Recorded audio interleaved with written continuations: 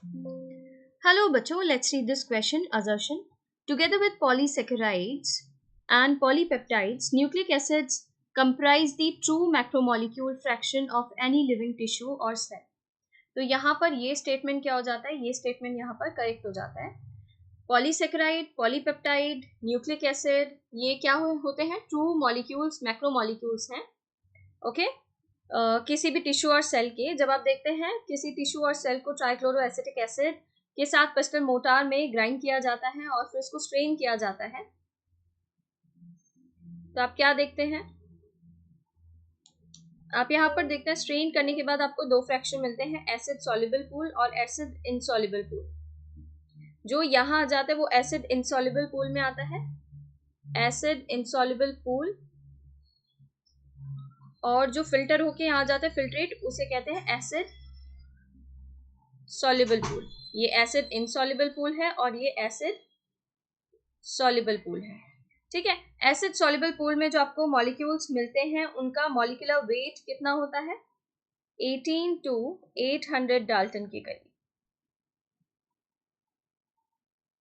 ठीक है.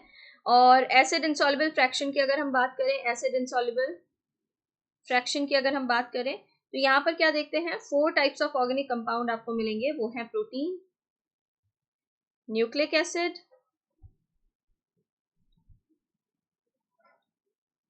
पॉलीसेकेराइड्स,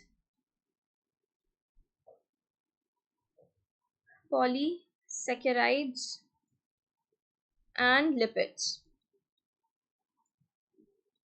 ठीक है. ये जो क्लासेस हैं, classes of compounds with the exception of lipids have molecular weight in range of 10,000 Dalton and above. यहाँ पर जो मॉलिक्यूल मिलेंगे ना, यहाँ उनका मॉलिक्यूलर वेट क्या होता है? 10,000 और उससे ज्यादा. ठीक है. 10,000 डाल्टन लिख देते हैं. ओके. तो यहाँ देखिए क्या कह रहे हैं. Together with polysaccharides, polypeptide, nucleic acid comprise the true macromolecule fraction of any living tissue or cell. तो ये करेक्ट है. कहाँ पढ़ते हैं आप इनको? मैक्रोमोलिक्यूल्स में पढ़ते हैं. रीजन में दिया है like polysaccharides and polypeptides, nucleic acid also have molecular weight more than 10,000 Dalton. बिल्कुल करेक्ट है. इनका मॉलिक्यूलर वेट 10,000 डाल्टन से मिल रहा है, इसीलिए आप इनको कहाँ पढ़ रहे हैं? मैक्रोमोलिक्यूल में. तो असर्शन भी करेक्ट है, रीजन भी करेक्ट है. रीजन करेक्टली एक्सप्लेन भी कर पा रहे हैं असर्शन को, तो हम किसके साथ जाएंगे? ऑप्शन ए के साथ. Both assertion reason are the true and reason is the correct explanation of assertion. Next देखिए, both assertion reason are the true but reason is not a correct explanation of assertion. ये incorrect है. assertion is true, reason is false. ये भी incorrect है. assertion is false, reason is true. ये भी क्या हो जाता है आपका? incorrect हो जाता है. ठीक है.